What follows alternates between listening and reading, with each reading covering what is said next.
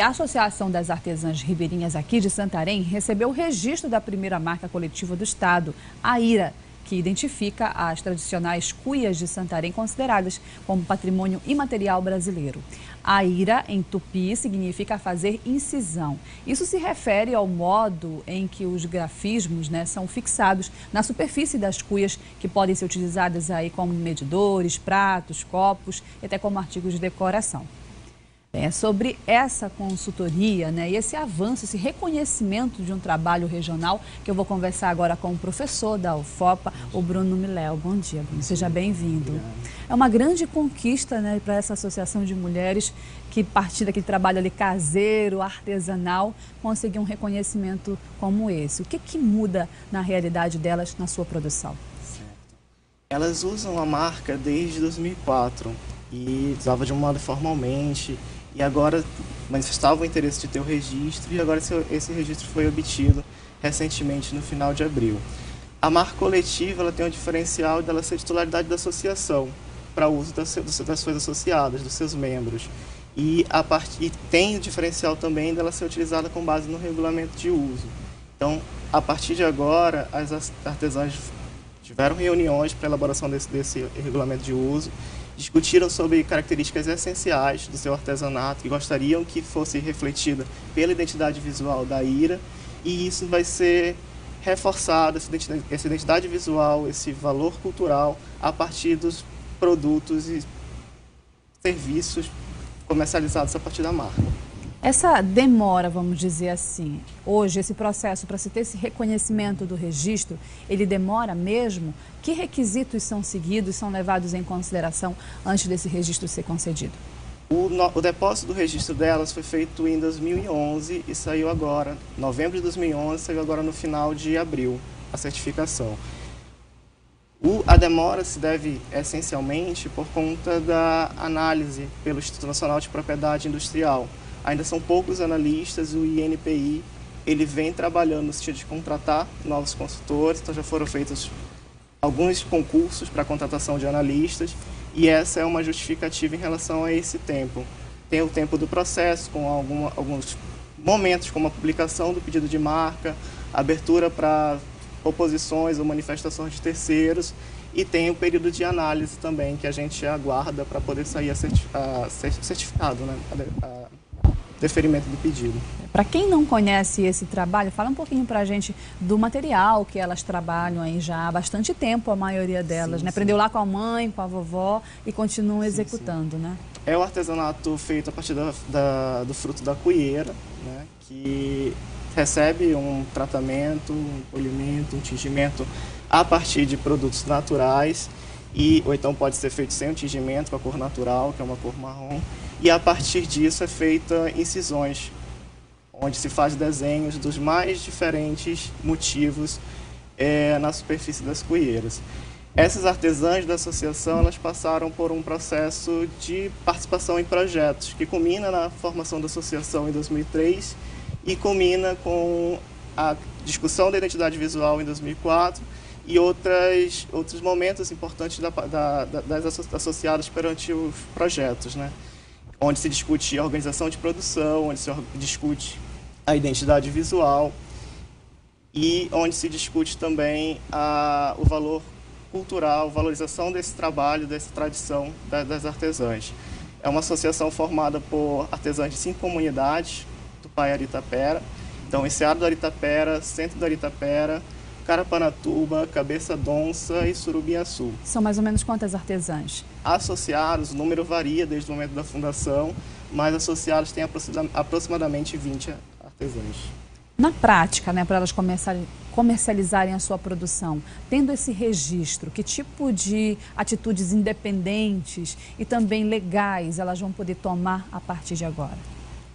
A principal diferença legal é que elas conseguem uma proteção para esse sinal visual que elas já utilizavam. Elas recebem essa proteção em todo o território nacional, um direito de exclusividade sobre a marca, a IRA. Sobre aquele tipo de trabalho. Isso, sobre a marca, sobre o uso da marca IRA, e que ela não poderia ser utilizada de forma indevida em outros produtos que criem confusão sobre a procedência ou sobre as características do produto. Então, a partir do momento do registro, elas conseguem essa proteção no âmbito jurídico, em todo o território nacional. Podem se valer, inclusive, de mecanismos legais para impedir o uso indevido da marca IRA. E o próprio regulamento de uso também traz normas a respeito do descumprimento entre as próprias associadas, sobre elas se responsabilizar de tirarem um produto que não corresponde ao regulamento de uso do mercado e de que não traga um prejuízo para a associação. A associação ela não tem um caráter comercial, né, sem fins lucrativos. No caso da Sarisan, ela estimula a produção e a venda pelas associadas. Isso vale para todas as outras associações que, de repente, têm algum trabalho que já é reconhecido na cidade, como você falou, de forma informal, assim como aconteceu na Associação dessas Artesãs, né? Vendem seus produtos, levam para a exposição, mas não tem essa proteção junto ao instituto que rege realmente sobre isso, que resguarda esse direito de se ter uma marca reconhecida, de se impedir também a utilização indevida, né? Isso é um trabalho que hoje dá para se fazer de uma forma mais fácil, ou precisa mesmo de acompanhamento de alguém, de alguma instituição que entenda do assunto para encaminhar? A proteção da marca, né, que a gente está tratando, elas, desde 2004, tinham a intenção de registrar, mas sentiam algumas dificuldades com as formalidades do INPI. Essa parte burocrática, né? A parte burocrática, justamente a elaboração do regulamento de uso, algumas questões que são necessárias, como a classificação da marca de acordo com algumas convenções internacionais, quanto aos usos que vão ser feitos, quanto aos elementos gráficos da marca e o acompanhamento do processo. Foi nesse sentido que foi o trabalho da Universidade Federal do Oeste do Pará, pelo Programa de Extensão Patrimônio Cultural na Amazônia, no sentido de prestar assessoria jurídica para esse processo de registro. Então, são algumas dificuldades, mas o registro da marca é acessível. Eu acho que esse caso em especial da IRA, ele é significativo, porque quando a gente pensa em marcas, a gente pensa normalmente nas grandes corporações, os contratos de franquias, e nesse caso é uma associação que é pequena em número de associadas, de membros, mas que, por demonstrar um grande espírito empreendedor, um grande entusiasmo pelo seu trabalho, conseguiram ir atrás e fazer o registro, que foi pioneiro, no seu primeiro, né, do estado do Pará, como marca coletiva. Como é que funciona na prática esse processo? Eu insisto nisso por causa da situação que muitas pessoas às vezes estão passando por esse momento e não sabem nem a quem recorrer. Ou, por exemplo, aqui em Santarém, eu quero registrar minha marca. Onde eu vou? É só pela internet? Esse tipo de orientação para o pessoal de casa. O registro é feito pelo Instituto Nacional de Propriedade Industrial, mediante a própria associação pode se submeter, preenchendo um cadastro no site do INPI, ou então procurando ou um advogado que tem especialidade para trabalhar com marca, saiba trabalhar com o Instituto Nacional de Propriedade Industrial e a legislação específica, ou então com agentes de propriedade industrial, reconhecidos pelo INPI. Existe também, nessa situação, o despacho de alguns boletos, às vezes de maneira enganosa, mandado para os endereços das pessoas, de que bastaria pagar o boleto para que se tivesse o registro da marca. A gente alerta também que não é assim que funciona, né? Tem que submeter a um processo administrativo e, na dúvida, procurar pessoas que possam orientar, ou um advogado, ou então um agente de propriedade industrial. Ou então instituições públicas que dão apoio nesse sentido. O Sebrae tinha um serviço especializado em relação a isso também.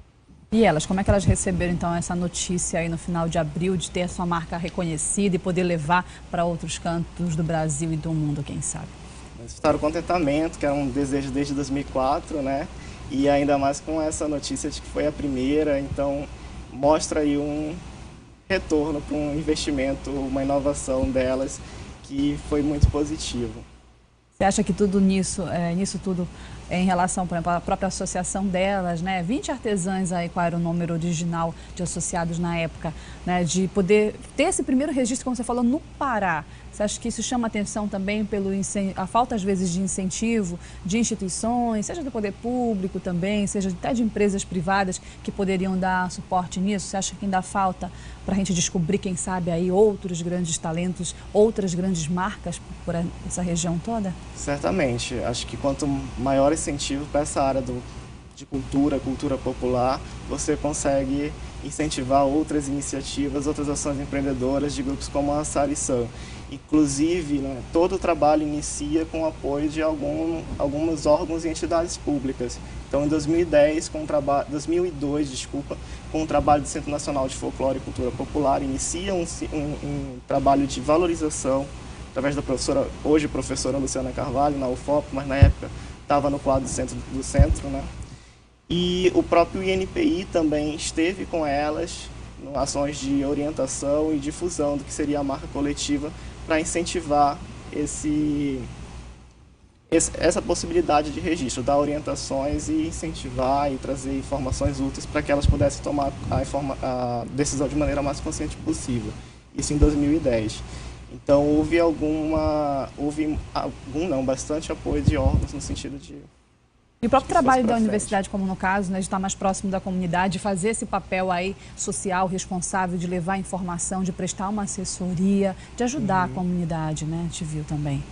Qual é o balanço que você faz da participação disso, da universidade, junto ao caso, né, da Associação das Artesãs? Foi um trabalho importante, a partir do programa de extensão Patrimônio Cultural na Amazônia, com a participação de bolsistas, um bolsista em especial, que é o Jefferson Brelati, trabalhou comigo junto na assessoria jurídica, e é um trabalho que é estender serviços e conhecimentos da universidade em diálogo, em troca com as comunidades. Então foi um aprendizado para a gente também muito importante. A gente aprendeu e aprende muito com elas em relação à propriedade intelectual, ao saber fazer tradicional e como ele se coloca no artesanato de cuias de Santarém. Então foi muito significativo para a gente da universidade estar podendo fazer esse tipo de trabalho. Aí, né, que trouxe sucesso e quem sabe não vai descobrir outros talentos também, outras grandes marcas aí que precisam ser registradas junto ao Instituto. Bom, eu conversei com o professor da UFOPA, o Bruno Miléo. Bruno, obrigada pela sua presença. Um ótimo trabalho para todos vocês por lá. Bom dia. Vocês também, bom dia.